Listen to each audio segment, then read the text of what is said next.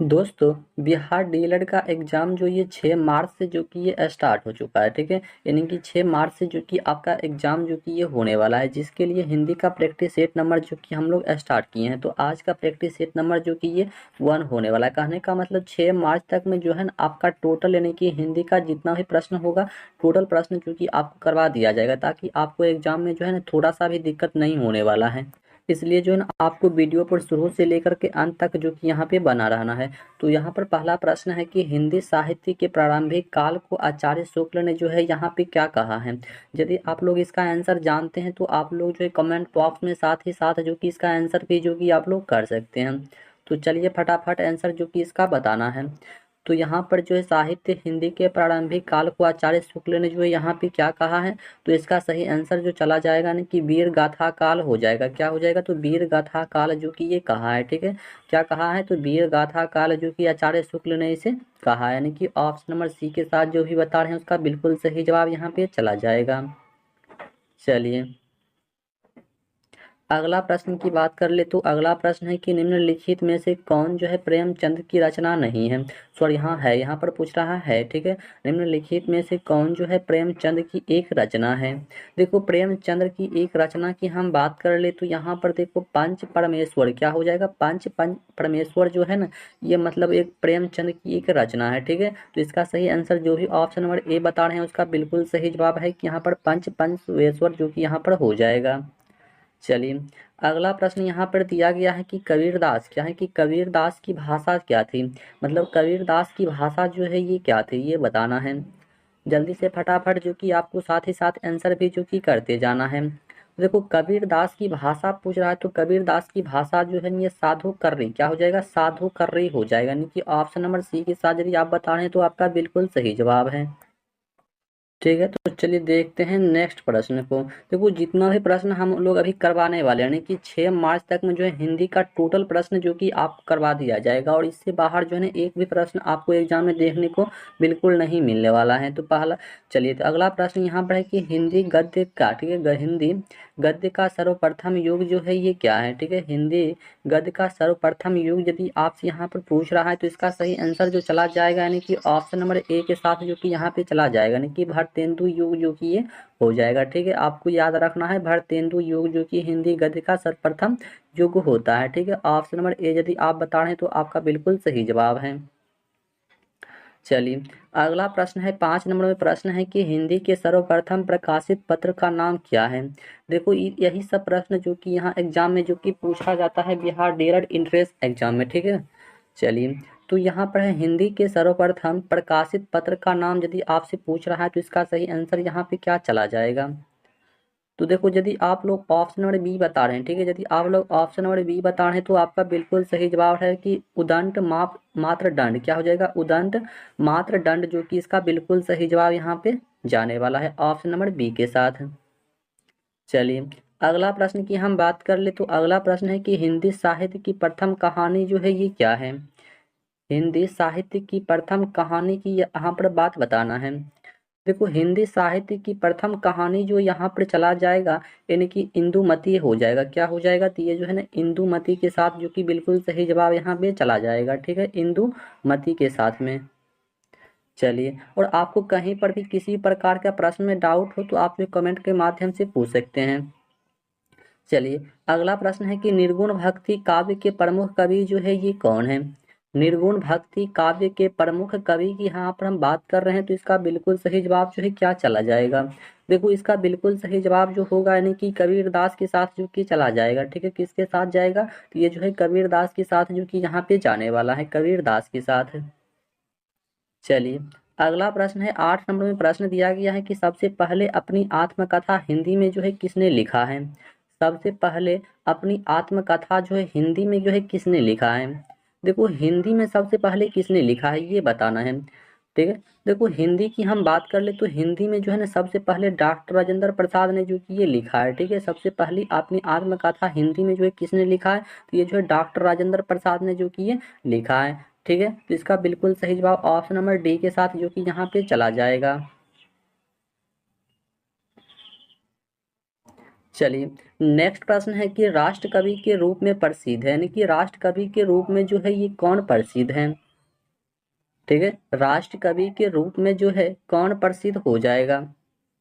देखो, राष्ट्र कवि के रूप में यदि हम बात कर ले तो राष्ट्र कवि के रूप में जो है मैथिली शरण गुप्त हो जाएगा। ठीक है, कौन हो जाएगा, ये जो मैथिली शरण गुप्त हो जाएगा। देखो, जितना भी प्रश्न हम लोग अभी आपको करवाने वाले हैं, सारा का सारा इंपॉर्टेंट प्रश्न जो कि अभी से हम लोग जो 6 मार्च तक आपको करवाने वाले हैं।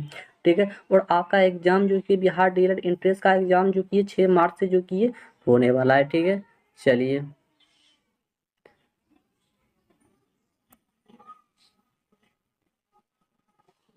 चलिए, नेक्स्ट प्रश्न यहाँ पर दिया गया है कि इनमें से कौन जो है भक्ति काल का कवि नहीं है। देखो, भक्ति काल का कवि नहीं है ये बताना है। देखो, भक्ति काल का कवि जैसे कि यहाँ पर नहीं की बात कर रहा है तो ये अमीर खुसरो हो जाएगा। ठीक है, क्या हो जाएगा, तो यहाँ पे जो है अमीर खुसरो जो कि इसका सही जवाब चला जाएगा। ठीक है, तो चलिए देखते हैं नेक्स्ट प्रश्न को। चलिए, अगला प्रश्न है कि कृष्ण भक्ति काव्य के प्रमुख कवि जो है ये कौन है। ठीक है, क्या बोला जा रहा है कि कृष्ण भक्ति, ठीक है, कृष्ण भक्ति काव्य के प्रमुख कवि की यहाँ पर बात कर रहा है तो इसका सही आंसर जो चला जाएगा ये सूरदास के साथ में चला जाएगा। ठीक है, किसके साथ चला जाएगा, तो ये जो है सूरदास के साथ चला जाएगा। ठीक है, कृष्ण भक्ति काव्य के प्रमुख कवि जो होगा ये सूरदास हो जाएगा। ठीक है, सूरदास। चलिए, अगला प्रश्न यहाँ पे दिया गया है, तो प्रश्न क्या है कि अष्टछाप, ठीक है, अष्टछाप, ठीक है, तो अष्टछाप की मतलब सर्वश्रेष्ठ, ठीक है, अष्टछाप की सर्वश्रेष्ठ भक्त कवि के रूप में लिया जाता है। ठीक है, भक्त कवि के रूप में लिया जाता है, मतलब किसको जो है ये लिया जाता है ये बताना है। देखो, ये जो है ना भक्ति कवि के रूप में जो है ना ये सूरदास को लिया जाता है। ठीक है, आपको याद रखना है कि अष्टछाप की सर्वश्रेष्ठ भक्त कवि के रूप में किसे लिया जाता है, तो ये जो है ना सूरदास को लिया जाता है। ऑप्शन नंबर बी यदि आप भी बता रहे हैं तो आपका बिल्कुल सही जवाब यहाँ पे जो है जाने वाला है। ठीक है, ऑप्शन नंबर बी के साथ है। चलिए, अगला प्रश्न की हम बात कर ले तो अगला प्रश्न क्या है कि छायावाद, ठीक है, क्या है कि छायावाद के प्रवर्तक का नाम क्या है। ठीक है, छायावाद के प्रवर्तक का नाम जो है आपसे पूछा जा रहा है। ठीक है, छायावाद के प्रवर्तक का नाम जो है यहाँ पे क्या हो जाएगा। देखो, छायावाद के प्रवर्तक का नाम जो है ना यहाँ पर क्या चला जाएगा। देखो, ये जो है ना जयशंकर प्रसाद के साथ जो कि चला जाएगा। ठीक है, किसके साथ जाएगा, तो ये जो है ना जयशंकर प्रसाद के साथ जो कि इसका बिल्कुल सही जवाब जो कि चला जाएगा। ठीक है, ऑप्शन नंबर डी के साथ है। ठीक है, छायावाद के प्रवर्तक का नाम जो ये जयशंकर प्रसाद हो जाएगा। देखो, हिंदी एक ऐसा टॉपिक होता है, ठीक है, कि हिंदी जो है ना एक ऐसा टॉपिक होता है कि जब आप मतलब जो है ना 1 से लेकर के 5 बार, ठीक है, 1 से 5 बार यदि आप लोग इसको बार बार रिपीट कीजिएगा तो आपको प्रश्न जो कि यहीं पर जो कि वो याद हो जाएगा। ठीक है, इसलिए जो है हम लोग जो है ना बार बार प्रश्न को रिपीट करते हैं और आपको जो है ना माइंड में घुसाते हैं। ठीक है, इसलिए जो है ना आपको भी जो है ना बार बार प्रश्न को पढ़ना और इसका आंसर जो कि आपको ध्यान में रखना है। ठीक है, और बिहार डीएलएड में हम गारंटी लेते हैं कि आपका प्रश्न जो कि एक भी प्रश्न जो कि हिंदी से नहीं भागने वाला है। ठीक है, और 6 मार्च तक में जो है ना आपको टोटल प्रश्न जो कि ये करवा दिया जाएगा। चलिए, अगला प्रश्न है 14 नंबर की गवर्न मुंशी प्रेमचंद का प्रमुख जो है ये कौन है। ठीक है, गवर्न मुंशी प्रेमचंद का जो है ये प्रमुख जो है आपसे पूछा जा रहा है। और यदि आप लोग इसका आंसर जानते हैं तो फटाफट जो है आपको कमेंट बॉक्स में करते जाना और एक मतलब थोड़ा सा भी जो है ना यहाँ पर मिस नहीं करना है।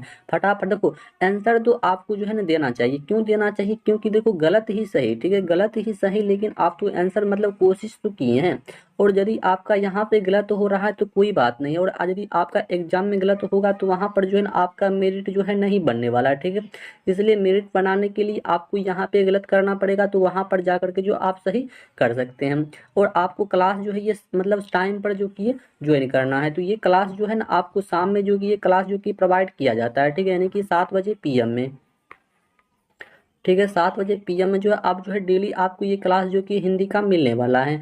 और आप जो है यहाँ से तो हो गया, और टेलीग्राम से भी यदि आप लोग जुड़ जाते हैं तो आपको टेलीग्राम पर भी जो है बहुत सारा फायदा होने वाला है, क्योंकि टेलीग्राम का लिंक जो है आपको वीडियो के डिस्क्रिप्शन में ही मिल जाएगा।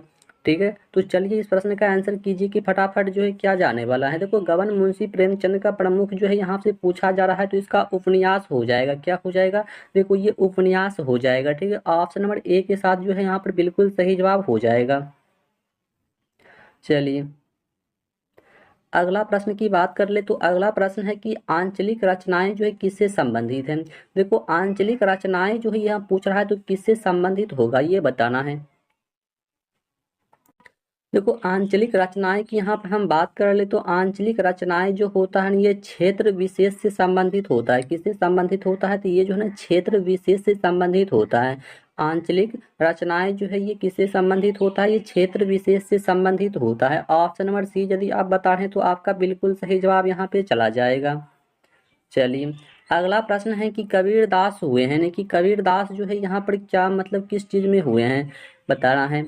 देखो कबीरदास जो है ना ये भक्ति काल का मतलब जो है ना ये एक अथी है, ठीक है। भक्ति काल का कबीरदास जो है किस मतलब जुड़ा हुआ है तो ये जो भक्ति काल में जो कि ये जुड़ा हुआ है, यानी कि ऑप्शन नंबर बी के साथ यदि आप भी बता रहे हैं तो आपका बिल्कुल सही जवाब यहाँ पर जाने वाला है कि कबीरदास जो है ये जुड़े हुए हैं, यानी कि भक्ति काल से जो कि ये जुड़े हुए हैं। चलिए अगला प्रश्न की यहाँ पर हम बात कर ले तो अगला प्रश्न है कि रामचरितमानस की भाषा जो है ये क्या है। देखो जितना है प्रश्न हम लोग अभी आपको करवाएंगे टोटल का टोटल, यानी कि इम्पोर्टेंट प्रश्न को ही हम लोग जो है कवर करवाने वाले हैं, यानी कि 6 मार्च तक में जो है ना आपको टोटल प्रश्न जो कि हिंदी का करवा दिया जाएगा, ठीक है, हिंदी का। ठीक है तो इसका सही आंसर की यहाँ पर क्या हो जाएगा, फटाफट जो है फटाफट कमेंट बॉक्स में करते जाना है। देखो रामचरितमानस की भाषा जो है ये क्या है। देखो इसका भाषा की बात कर रहा है तो इसका भाषा जो हो जाएगा अवधी भाषा हो जाएगा। क्या भाषा हो जाएगा, अवधी भाषा जो कि ये हो जाएगा। रामचरितमानस की भाषा जो है ये अवधी भाषा थी, ठीक है। ऑप्शन नंबर डी के साथ यहाँ पे चला जाएगा, ऑप्शन नंबर डी के साथ। तो चलिए देखते हैं नेक्स्ट प्रश्न को। देखो जो भी प्रश्न में आपको कहीं पर भी डाउट लगे कमेंट के माध्यम से जो है आप लोग पूछ सकते हैं, ठीक है। चलिए अगला प्रश्न है कि निराला द्वारा रचित ललित गीतों का संग्रह जो है ये कौन सा है। ठीक है, निराला द्वारा रचित ललित गीतों का संग्रह जो है यहाँ से आपको पूछा जा रहा है। देखो ये क्या हो जाएगा, यानी कि गीतों का संग्रह जो है आपसे पूछा जा रहा है तो गीतों का संग्रह जो हो जाएगा ये गोतिका हो जाएगा। क्या हो जाएगा, तो ये जो है ना गोतिका हो जाएगा। निराला द्वारा रचित ललित गीतों का संग्रह जो होगा ये गोतिका हो जाएगा, यानी कि ऑप्शन नंबर सी के साथ यदि आप बता रहे हैं तो आपका बिल्कुल सही जवाब यहाँ पे जाने वाला है, ठीक है, ऑप्शन नंबर सी के साथ। चलिए अगला प्रश्न यहाँ पर क्या दिया गया है, तो अगला प्रश्न दिया गया है कि कवि नागार्जुन का वास्तविक नाम जो है ये क्या है। ठीक है, कवि नागार्जुन का वास्तविक नाम जो है ये क्या होगा। ठीक है, देखो कवि नागार्जुन का वास्तविक नाम की यहाँ पर हम बात कर ले तो इसका वास्तविक नाम जो क्या हो जाएगा, यानी कि वैद्यनाथ मिश्र हो जाएगा। क्या हो जाएगा, वैद्यनाथ मिश्र हो जाएगा। कवि नागार्जुन का वास्तविक नाम जो है यहाँ पर वैद्यनाथ मिश्र हो जाएगा। ऑप्शन नंबर ए के साथ यहाँ पर जो है बिल्कुल सही जवाब चला जाएगा। चलिए अगला प्रश्न की यहाँ पर हम बात कर ले तो अगला प्रश्न है कि रसमरथी क्या है, रसी रसीमरथी का नायक जो है ये क्या हो जाएगा। ठीक है, रसीमरथी का नायक जो है यहाँ पर क्या हो जाएगा। देखो इसका नायक की यहाँ पर हम बात कर ले तो इसका नायक हो जाएगा कर्ण, जो कि इसका नायक था। कौन था, कर्ण। ठीक है, इस प्रश्न का बिल्कुल सही जवाब ऑप्शन नंबर सी के साथ चला जाएगा, कर्ण के साथ में। चलिए अगला प्रश्न है कि हिंदी हिंदी खड़ी बोली के प्रथम रचनाकार जो है ये कौन है। ठीक है, हिंदी खड़ी बोली के प्रथम रचनाकार जो है आपसे पूछा जा रहा है तो देखो इसका बिल्कुल सही जवाब क्या हो जाएगा। हिंदी हिंदी खड़ी बोली के प्रथम रचनाकार जो है ये कौन हो जाएगा। देखो इसका प्रथम रचनाकार की हम बात कर ले तो ये जो है ना लल्लू लाल या हो जाएगा। क्या हो जाएगा, लल्लू लाल हो जाएगा, यानी कि ऑप्शन नंबर डी के साथ यहाँ पर चला जाएगा, लल्लू लाल के साथ में। ठीक है, लल्लू लाल के साथ में। चलिए अगला प्रश्न की बात कर ले तो अगला प्रश्न है कि हरिवंश राय, ठीक है, हरिवंश राय बच्चन ने अपने इंग्लैंड प्रवास में कौन सा गीत जो कि ये संग्रह लिखा है। तो देखो इसका सही आंसर क्या हो जाएगा, हरिवंश बच्चन राय ने इंग्लैंड प्रवास काल में कौन सा गीत संग्रह जो कि ये लिखा है। गीत संग्रह की बात कर रहा है। देखो गीत संग्रह जो है ये मतलब प्रणय मतलब पत्रिका था। क्या नाम था उसका, प्रणय पत्रिका। ऑप्शन नंबर बी हो जाएगा, प्रणय पत्रिका, जो कि हरिवंश बच्चन के द्वारा जो कि इंग्लैंड के मतलब इंग्लैंड में इसको मतलब लिखा गया था। ऑप्शन नंबर बी के साथ हो जाएगा। चलिए अगला प्रश्न की यहाँ पर हम बात करें तो अगला प्रश्न क्या है कि साहित्य के तत्वों की संख्या कितनी होती है। ठीक है, साहित्य के तत्वों की संख्या जो है आपको बताना है। देखो साहित्य के तत्वों की संख्या की यहाँ पर हम बात कर ले तो इसकी संख्या जो होता है ना 4 होता है। कितनी होती है? 4 होती है। साहित्य के तत्वों की संख्या कितना होता है? तो वो 4 होता है। आपको याद रखना है कि साहित्य के तत्वों की संख्या जो होता है वो 4 होता है, यानी कि ऑप्शन नंबर सी के साथ यहाँ पर बिल्कुल सही जवाब हमारा चला जाएगा। चलिए अगला प्रश्न की हम बात कर ले तो अगला प्रश्न क्या है कि भारतीय भारतीय काव्य शास्त्र में प्रबंध काव्य के कितने भेद जो कि ये बताए गए हैं। ठीक है, भारतीय काव्य शास्त्र में प्रबंध काव्य के कितने भेद जो कि ये बताए गए हैं। देखो कितने भेद बताए गए हैं ये पूछ रहा है। ठीक है, देखो कितने भेद बताए गए हैं तो इसका भेद जो है ना 4 गो भेद जो है ना यहाँ पर बताया गया। कितना भेद हो जाएगा? तो ये जो है ना 4 भेद जो कि ये बताया गया है, यानी कि आपको याद रखना है 4 भेद। ठीक है, कितना हो जाएगा? ये जो है ना 4 गो भेद जो कि उसका बताया गया था यहाँ पे। ठीक है, ऑप्शन नंबर सी के साथ यदि आप भी बता रहे हैं तो आपका बिल्कुल सही जवाब यहाँ पर जाने वाला है। चलिए अगला प्रश्न की हम बात कर ले तो अगला प्रश्न है कि भूषण, ठीक है, भूषण जो है किस रस के कवि थे। भूषण जो है ये किस रस के कवि थे। ठीक है, भूषण जो है ये किस रस के कवि थे ये बताना है। ठीक है, देखो भूषण जो है ना ये रौद्र रस के कवि थे। किसका था? ये रौद्र रस का एक कवि था। ठीक है, भूषण जो है ना ये रौद्र रस का कवि था, यानी कि ऑप्शन नंबर ए के साथ जो है इसका बिल्कुल सही जवाब हमारा चला जाएगा। ठीक है, ऑप्शन नंबर ए के साथ में। ठीक है, तो हिंदी का प्रश्न यानी कि आपको यानी कि 7 बजे PM में यानी कि शाम में आज से जो है डेली मिलने वाला है, यानी कि इस क्लास को जरूर अटेंड जो कि आपको करना है हिंदी के लिए। और 7:30 बजे, ठीक है, 7:30 बजे जो है आपको यानी कि PM में, ठीक है, 7:30 बजे PM में जो है फिर से आपको साइंस का, ठीक है, साइंस का क्लास भी जो कि देखने को मिलेगा। ठीक है, तो इस क्लास को देखना जो कि आप लोग बिल्कुल नहीं भूलिएगा। और सुबह की हम बात कर ले तो मॉर्निंग में ही जो है आपको क्लास देखने को मिलता है। ठीक है, ठीक है, मॉर्निंग में जो है आपको जैसे कि साइंस का क्लास सॉरी सॉरी क्या कहते हैं सोशल साइंस का क्लास जो कि आपको मॉर्निंग में देखने को मिलता है सामाजिक विज्ञान का। ठीक है, सामाजिक विज्ञान का क्लास जो कि आपको सुबह में देखने को मिल रहा है।